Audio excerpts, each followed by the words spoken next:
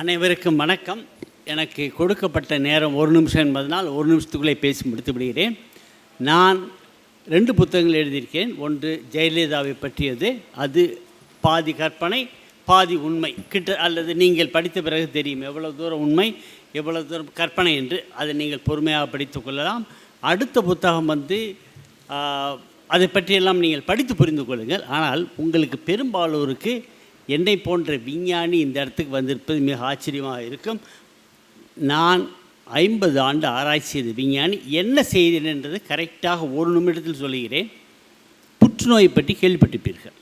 புற்றுநோய் வந்த பிறகு பலர் சரியாக போய்விட்டது. போன பிறகு 6 மாதம் கழிச்சோ 1 வருஷம் கழிச்சோ 3 வருஷம் கழிச்சோ திரும்பி அது வந்தக்கூடிய ஒரு வியாதி. அதை கண்டுபிடிக்கிறதுக்கு இப்போ இருக்கக்கூடிய வழி என்னவென்றால் சிடி ஸ்கேன் அல்லது பெட். இதை கேட்காமலே இருக்கும்படி ஒரு வாய்ப்பு இருந்தால் ரொம்ப மகிழ்ச்சி அடைவேன். ஏனென்றால் அவ்வளோ மோசமான நோய் புற்றுநோய்.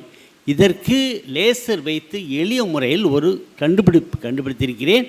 என்னவென்றால் இந்த ட்ரீட்மெண்ட் பண்ணிவிட்டு ஊருக்கு போனவங்க திரும்பி வாங்க 6 மாதம் கழித்து 1 வருஷம் கழித்து உங்களுக்கு எப்படி இருக்குன்னு பார்க்கலான்னு வரும்பொழுது அவங்களுடைய இரத்தத்தை மட்டும் எடுத்து 5 ml இரத்தத்தை எடுத்து நான் உருவாக்கி உள்ள லேசர் துறையில் லேசர் கருவி வைத்து கண்டுபிடித்து அதை அனலைஸ் பண்ணினால் இவருக்கு புற்றுநோய் போய்விட்டது, இவருக்கு வரவில்லை, திரும்ப வரவில்லை, அல்லது வந்திருக்கிறது திரும்பி வருவதற்கு துவக்க நிலையில் உள்ளது, அல்லது 2வது கட்டம் வந்தது 3வது கட்டம் வந்தது என்பது இரத்தத்தை வைத்தே கண்டுபிடித்து விட முடியும். அதுதான் நான் செய்த சாதனை.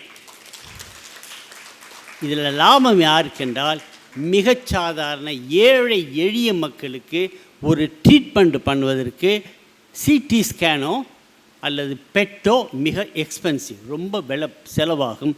நான் கண்டுபிடித்திருப்பது மிக ஏழைகளுக்கும் பயன்படக்கூடிய ஒரு முறை. அதற்காக தான் எனக்கு பேட்டன் கிடைத்தது, பல பரிசுகளும் கிடைத்தது. அது நான் மக்களுக்கு செய்த ஒரு சேவை என்று கருதுகிறேன். நன்றி, வணக்கம்.